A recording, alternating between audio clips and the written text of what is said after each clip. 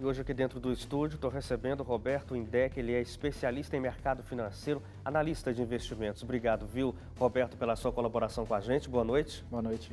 Seja bem-vindo aqui ao Jornal do Novo Tempo.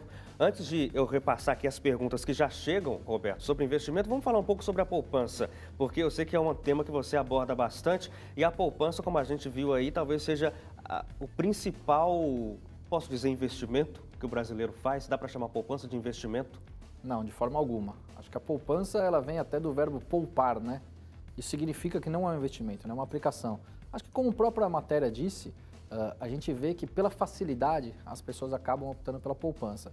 Mas se a gente levar em consideração liquidez, ou seja, necessidade de utilização dos recursos, se a gente levar em consideração os riscos, vale lembrar que todo investimento tem risco, inclusive no início da década de 90, do ex-presidente Fernando Collor, nós tivemos o confisco da poupança, ou seja, todo investimento tem risco, alguns menores, outros maiores. E a poupança também já demonstrou ter seu risco lá atrás. Então hoje a gente vê aplicações muito mais interessantes do que a poupança. Agora, por que será que então os brasileiros continuam apostando mais na poupança do que em outras formas de investimento? Eu acho que ainda é uma questão de desconhecimento, né? A gente tem visto que ao longo desses últimos meses, ou até ao longo desses últimos anos, 3, 4, 5 anos até possivelmente, a gente vê um crescimento em aplicações muito mais rentáveis do que a poupança, com uma segurança bastante próxima, como os títulos do Tesouro Nacional, né?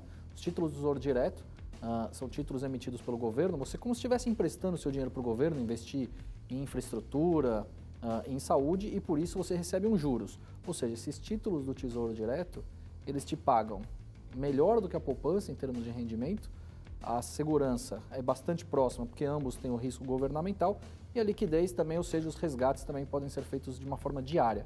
Ou seja, é muito mais uma questão de desconhecimento ainda de muita gente. Mesmo assim, a gente tem visto que é uma curva crescente muito alta nos títulos do Tesouro Direto, mas ainda são apenas 1,5 milhão de CPFs cadastrados. É verdade.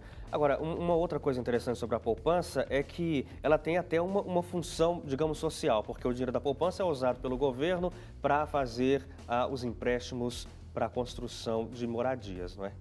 Sim, nesse caso sim. Aí a gente pega nos títulos do Tesouro Direto, também é utilizado para infraestrutura, para saúde, para educação, enfim. Então, no final das contas, ambos têm um destino social, mas que aí te torna uma atratividade maior investir nos títulos no Tesouro Direto, porque a rentabilidade, se você for pegar ao longo de todo o histórico, esse foi um programa criado especificamente para que pessoas físicas acessassem por meio da internet esses títulos do Tesouro Direto lá em 2002. E desde então tem um histórico de rentabilidade bastante superior à poupança. Claro. Uma coisa que a gente observa, falando ainda de poupança, Roberto, é que ela atrai, aparentemente, como a gente mostrou na matéria, pela facilidade, né? A pessoa transfere o dinheiro da conta corrente para a conta poupança sem problema nenhum, pode colocar isso aí como algo automático e o banco faz isso automaticamente todo mês. E também tem a questão da não cobrança do imposto de renda. Quando se fala em cobrança de imposto, isso acho que assusta muita gente. Então, você fala que a poupança não tem a cobrança de imposto, parece que já é um alívio, parece que você sai ganhando por não ter o pagamento do imposto.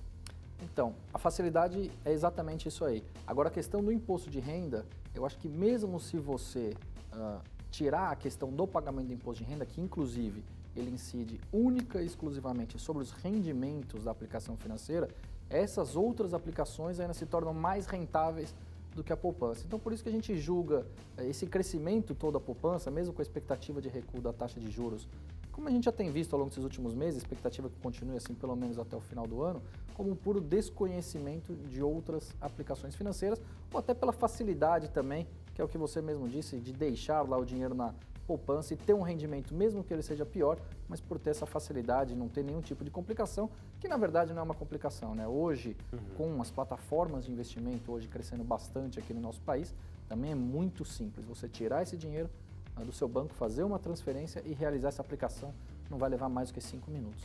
A gente sempre ouve falar de especialistas, Roberto, para não colocar todos os ovos na mesma cesta, né? Falando sobre diversidade de investimentos, de aplicações.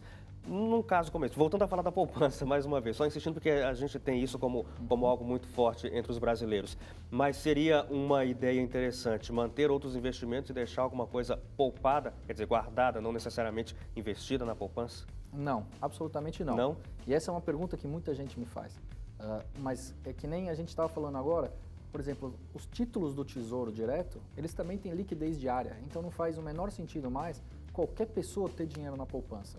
E aí eu vou te simplificar uma questão bastante clara, se a gente for colocar já para 2018. Não vamos falar para trás, vamos falar de perspectivas para 2018. Qual que é a expectativa de rentabilidade da poupança com esse recuo da taxa de juros? Eu fiz lá uns cálculos, a gente chega em 5,3% já líquido de imposto, líquido de absolutamente tudo. Isso com a taxa permanecendo constante, a taxa de juros permanecendo constante em 7,5% ao ano. Então, a poupança rende 5,3%, os títulos do Tesouro Direto renderiam 5,8%, e aí a gente entra numa outra modalidade, que são CDBs. Os tradicionais CDBs que muita gente conhece de bancos grandes. Mas é você investindo em bancos médios e pequenos, CDBs de bancos médios e pequenos, você pode ter uma taxa próxima dos 7% já líquido de imposto de renda. É bastante significativo, percentual maior do que o rendimento da poupança. Sim.